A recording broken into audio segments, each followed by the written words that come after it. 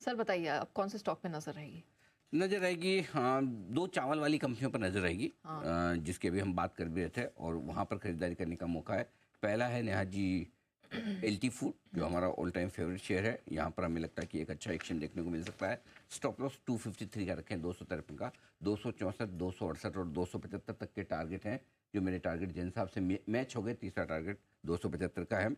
सरकार जो rice exports पर जो रोक लगी हुई है उसमें थोड़ी रियायत दे सकती है, मिनिमम एक्सपोर्ट प्राइस के साथ मंजूरी दे सकती है एक्सपोर्ट करने को। और दूसरा KRBL है इसी स्पेस से, जहां पर भी खरीदारी करने की राय है। ये भी बड़ा अट्रैक्टिव लग रहा है स्टॉक। और अच्छी बात है, कल KRBL का स्टॉक 2.5-3% नीचे बंद भी हुआ था, तो यहाँ पर भी खरीदारी करने का मौका बन सकता है। 303 का स्टॉक लॉस रखिए, 313, 319 और 322 ये टारगेट है KRBL के लिए। तो दोनों ही स्टॉक ये कमाल कर सकते हैं। और अगर राइस स्टॉक्स में कुछ लेना चाहें तो बेस्ट ये दोनों हैं।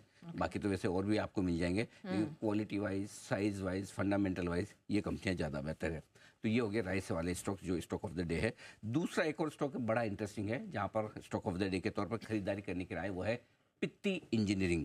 1150 का स्टॉप लॉस रखिए, 1170, 1180 और 1190 तीन टारगेट के लिए। वैसे तो 1054 पर QIP किया जा रहा है 9% डिस्काउंट पर, लेकिन मुझे लगता है कि अच्छी डिमांड रहेगी। और अगर गलती से नीचे आए, इवन स्टॉप लॉस के नीचे आए, तो आपको एक ही काम करना है, तो इन्वेस्टर के तौर पे खरीदना है।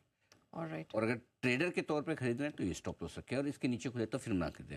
लेकिन इन्वेस्टर हैं अगर आप, तो 100% QIP की वजह से अगर स्टॉक नीचे आ रहा है तो वहाँ लेना चाहिए। दमदार रिस्पॉन्स की हम उम्मीद भी कर रहे हैं। कम हमारा इस स्टॉक पर one of the earliest call था जब हमने SIP स्टॉक्स की शुरुआत की थी। ये पहला मेरा SIP स्टॉक था, फर्स्ट SIP स्टॉक जो हमने दिया था। और मेरे ख्याल से कब 2 जून 2021। तो अभी कितने 3 साल हो गए, करेक्ट, ऑलमोस्ट 3 साल। और उस समय प्राइस थी 102 रुपये। 12 गुना हो चुका है 3 साल में, 12 गुना।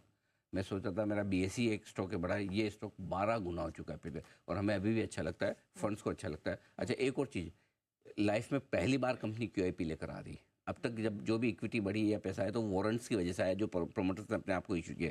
फर्स्ट टाइम फंड रेजिंग कर रहे हैं कंपनी में, तो मुझे लगता है ये स्टॉक भी अच्छा रह सकता है। इन्वेस्टर्स को अगर नीचे मौका मिले, 1054 की प्राइस से 1100, 1075, जो भी भाव में मिले, आपको निवेश करने के लिहाज से सोचना चाहिए। चलिए, तो सर ने पहले ही से आइडेंटिफाई किया था, सर का पहला SIP स्टॉक भी था। आपको दिखाते हैं सर ने क्या कहा था उस समय।